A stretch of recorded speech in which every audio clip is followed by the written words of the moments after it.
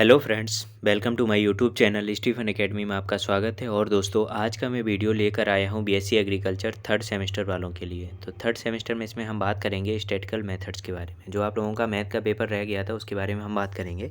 उसके क्वेश्चंस देखते हैं कि प्रीवियस ईयर में 2022-23 में किस प्रकार के क्वेश्चन पूछे गए थे।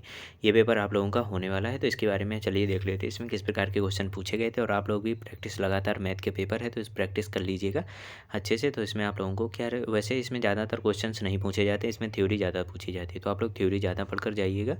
इसमें दिखाते हैं अभी किस प्रकार के क्वेश्चन प्रीवियस ईयर में पूछे गए, तो उसी हिसाब से आप लोग तैयारी आराम से कर सकते हैं। ठीक है, तो इसका जो पेपर कोड था AG 3009 था, AG 3009 था। तो चलिए इसमें हम बात करते हैं सबसे पहले क्वेश्चन की। वीडियो अगर पसंद आए तो इसे लाइक कर दीजिए और चैनल पर नए हो तो चैनल को सब्सक्राइब जरूर करना। इसी प्रकार की वीडियो हमारे चैनल पर लगातार आप लोगों को प्रोवाइड होती रहेंगी। अब इसमें हम बात करेंगे खंड ए। सेक्शन ए में हम बात करेंगे तो शॉर्ट आंसर टाइप के क्वेश्चंस पूछे गए थे। सभी प्रश्न करने अनिवार्य थे। प्रत्येक प्रश्न के उत्तर लघु उत्तरीय रूप में देने थे, जो कि 5 अंकों के होते हैं। सबसे पहले इसमें क्वेश्चन पूछा गया था कि सांख्यिकी को परिभाषित कीजिए, डिफाइन स्टैटिक्स। अब सांख्यिकी की परिभाषा आप लोगों को लिखनी थी, तो मैंने क्या कहा था अभी कि आपको थ्योरिकल चीज़ें ज़्यादा याद रखनी है।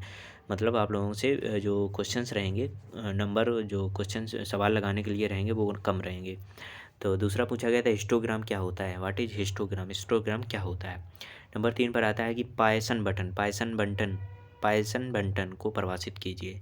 ठीक है, इसी क्रम में देखते हैं आगे क्या पूछा गया था। आगे पूछा गया था कि समाश्रय गुणांकों को परिभाषित कीजिए, डिफाइन रिग्रेशन कोफिशिएंट को परिभाषित कीजिए। अगला पूछा गया था कि स्वतंत्र कोटि को परिभाषित कीजिए, मतलब डिफाइंड डिग्री ऑफ फ्रीडम को परिभाषित करना था। इसके बाद नेक्स्ट पूछा गया था कि प्रतिदर्श को परिभाषित कीजिए, डिफाइन सैंपल। प्रतिदर्श क्या होता है, डिफाइन सैंपल को परिभाषित कीजिए। ठीक है, तो इसी प्रकार के क्वेश्चन इसमें पूछे गए थे। दोस्तों, अगर आप लोगों को वीडियो पसंद आ रहा हो तो इसे लाइक कर दीजिए, अपने दोस्तों के साथ भी जरूर शेयर करिए, जिससे उनकी भी हेल्प हो जाएगी। और PDF पाने के लिए हमारे टेलीग्राम चैनल को आप लोग ज्वाइन कर सकते हैं, जिसकी लिंक आपको डिस्क्रिप्शन बॉक्स में दे दी जाएगी। ठीक है, और इससे जो रिलेटेड जो क्वेश्चंस होते हैं कुछ इंपॉर्टेंट, वो मैं शेयर कर देता हूँ। तो इसको आप लोग PDF पाने के लिए हमारे टेलीग्राम चैनल को ज्वाइन कर लीजिए, वहाँ से आप लोगों को PDF प्रोवाइड हो जाएगी। वीडियो को अपने दोस्तों के साथ भी शेयर कर दिए। और भी वीडियो आप लोगों के लिए प्रोवाइड हो चुके हैं, तो उनको भी आप लोग देख सकते हैं। इसी प्रकार हम बात करेंगे सेक्शन बी में। सेक्शन बी में क्या होता है, सेक्शन बी में आता है दीर्घोत्तरीय प्रश्न आते हैं, लॉन्ग आंसर टाइप के क्वेश्चंस पूछे जाते हैं। जो 4 होते हैं दीर्घोत्तरीय प्रश्न, जिनमें से क्या होता है एक प्रश्न करना अनिवार्य होता है। प्रत्येक प्रश्न जो होता है ये 10 अंकों का रहता है। ठीक है, इसी क्रम में हम बात करेंगे विभिन्न प्रकार की केंद्रीय। पहला क्वेश्चन पूछा गया था, विभिन्न प्रकार की केंद्रीय प्रवृत्ति की मापों के विषय में विस्तार से वर्णन कीजिए, मतलब defined different types of measures of the central tendency in details. इसको आप लोगों को डिस्क्राइब करके लिखना था। ठीक है, नेक्स्ट अथवा में क्वेश्चन पूछा गया था कि विभिन्न प्रकार के वितरण के मापों के विषय में चर्चा कीजिए। विभिन्न प्रकार के जो वितरण के जो माप होते हैं उनके विषय में आप लोगों को चर्चा करनी थी। ठीक है, अगला क्वेश्चन पूछा गया था क्वेश्चन नंबर 4 कि 2 निष्पक्ष पासों को एक साथ फेंकने पर 9 से अधिक अंक आने योग्य की प्रायिकता ज्ञात कीजिए। तो क्या था, find out the probability of getting more than 9 in a throw of 2 unbiased dice. इसको क्या करना था, निष्पक्ष पासों की एक साथ, इसको आप लोगों को लगभग सॉल्व करना था क्वेश्चन को। ठीक है, अगला क्वेश्चन पूछा गया था क्वेश्चन नंबर 5 में कि प्रकीर्णन आरेख को परिभाषित कीजिए, साथ ही सहसंबंध गुणांक के विषय में चर्चा भी कीजिए।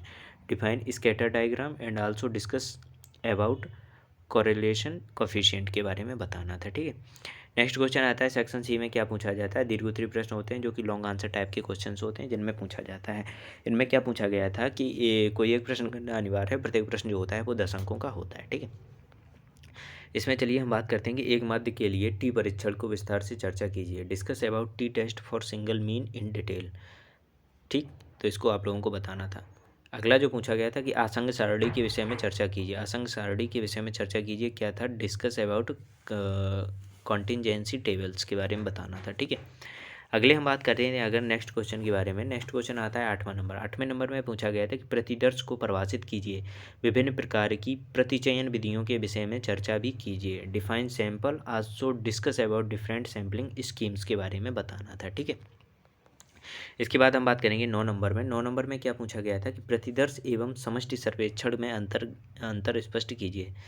तो प्रतिदर्श डिफ्रेंशिएट बिटवीन सैम्पलिंग और कंप्लीट इनआर्गुमेशन के बारे में आप लोगों को बताना था। ठीक है, तो इसी प्रकार के क्वेश्चन आप लोगों से प्रीवियस ईयर में पूछे गए थे, इन्हीं को लेकर आप लोगों को तैयारी करनी है अपनी।